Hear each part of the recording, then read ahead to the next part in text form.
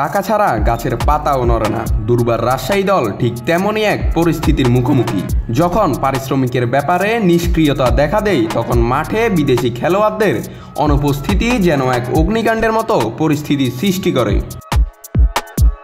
রবিবার রংপুর রাইডার্সের বিপক্ষে ম্যাচ শুরুর মাত্র 1.5 ঘন্টা আগে মাঠে আসেন দুর্বার রাজশাহী, কিন্তু আশ্চর্য, অনুশীলনে অংশ নেন কেবল দেশি খেলোয়াড়রা। কোচ ইজাজ আহমেদই ছিলেন দেশের বাইরের একমাত্র প্রতিনিধি। টসও হয়ে যায়, তবে তখনও মাঠে আসেননি কোনো বিদেশি তারকা। এই সময় জানা যায় রাজশাহী দলের বিদেশি খেলোয়াড়রা হোটেলেই অবস্থান করছেন। পারিশ্রমিক না পেয়ে তারা মাঠে নামবেন না। এটি যেন পারিশ্রমিকের জন্য মাঠে নামবো না হলে না।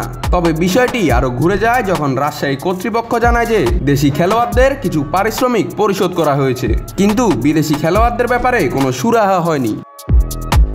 এদিকে বিপিএল এর নিয়ম অনুযায়ী একাদশে 4 জন বিদেশি খেলোয়াড় খেলাতে পারে একটি দল, তবে কমপক্ষে 2 জনকেই খেলাতেই হবে। সেক্ষেত্রে ম্যাচ আয়োজন নিয়ে শঙ্কা ছিল শুরু থেকেই, তবে বিশেষ ব্যবস্থায় ম্যাচটি আয়োজনের পথে হাঁটেন আয়োজকরা। পারিশ্রমিক নিয়ে বিরোধের এই ঘটনায় রাজশাহী ক্রিকেট দলের প্রতি প্রশ্ন উঠছে কি হতে চলেছে তাদের পরবর্তী পদক্ষেপ। একই সঙ্গে বিদেশি খেলোয়াড়দের পারিশ্রমিকের অস্থিরতা বিপিএল এর নিয়মকেও চ্যালেঞ্জ করে। নাত রাহুল, নিউজ না স্পোর্টস।